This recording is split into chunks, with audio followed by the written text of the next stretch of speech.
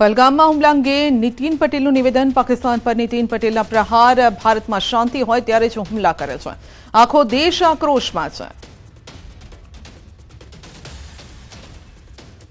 દુઃખદ બાબત એ છે કે આ હુમલામાં આતંકવાદીઓએ આજે મોટા પ્રમાણમાં પર્યટકો હતા એમને એમના નામ અને એમનો ધર્મ પૂછી અને જે હિન્દુ હતા એવા વ્યક્તિઓને ગોળીઓ મારીને ઠાર કર્યા છે અને આમ આપણા 26 જેટલા હિન્દુઓ ગઈકાલે ત્યાં ગોળીબારમાં અવસાન પામ્યા છે।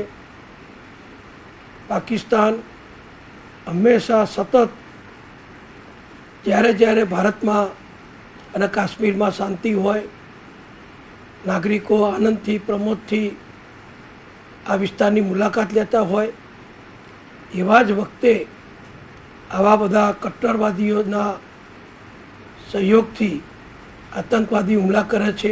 વડાપ્રધાન શ્રી નરેન્દ્રભાઈ દિલ્હી પરત ફર્યા છે અને પરત ફરીને તરત જ સંરક્ષણ વિભાગના, ગૃહ વિભાગના, વિદેશ વિભાગના કે જે અન્ય સંબંધિત ઉચ્ચ અધિકારીઓ હોય એમની સાથે આખી પરિસ્થિતિની સમીક્ષા કરી છે।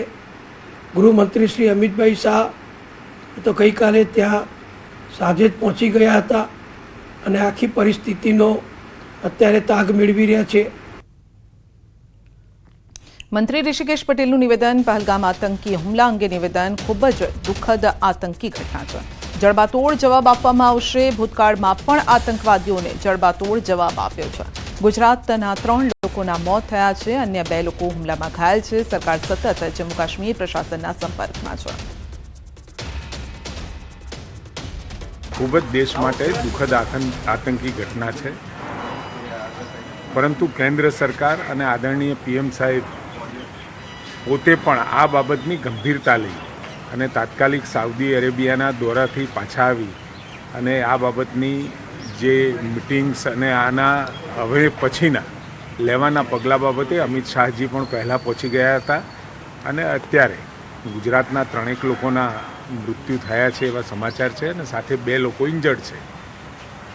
2 લોકો ભાવનગરથી છે ને એક સુરતથી છે કે જેઓ મુંબઈ ખાતે સ્થિત હતા। એમની ડેડ બોડીને લાવવાની વ્યવસ્થા પણ કેન્દ્ર સરકારે કરી છે। ભૂતકાળમાં પણ બનેલ આતંકવાદી ઘટનાઓનો કેન્દ્ર સરકારે ખૂબ જડબાતોડ જવાબ પીએમ સાહેબે આપ્યો હતો। આ ઘટનાથી પણ આ આતંકીઓએ હવે ડરવું પડે। આતંકી હુમલા અંગે મોરારી બાપુનું નિવેદન। ખૂબ જ દુઃખદ આ ઘટના બની છે। ઘાયલો ઝડપથી સ્વસ્થ થાય તેવી પ્રાર્થના। અહીં તમામ પ્રકારની સુરક્ષા છે।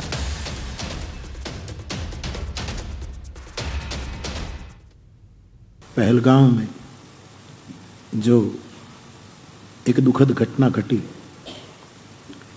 और इनमें 26-27 निर्वाण पद को प्राप्त कर गए। कुछ भाई बहन जो इंजर्ड हुए हैं वो सारवार ले रहे हैं।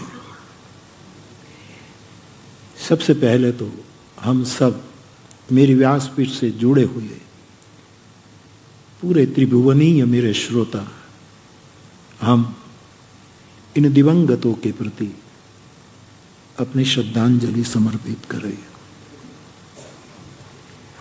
इनके निर्वाण को हम प्रणाम करें। इनके परिवारजनों को हमारी दिलसोजी और संवेदना प्रस्तुत करें। जो घायल हुए हैं वो जल्दी स्वस्थ हो जाएं, ऐसी हनुमान जी के चरणों में प्रार्थना करें। एक सत्य ये भी ध्यान में ले कि कथा के साथ जुड़े हुए इनमें से किसी को कुछ नहीं हुआ।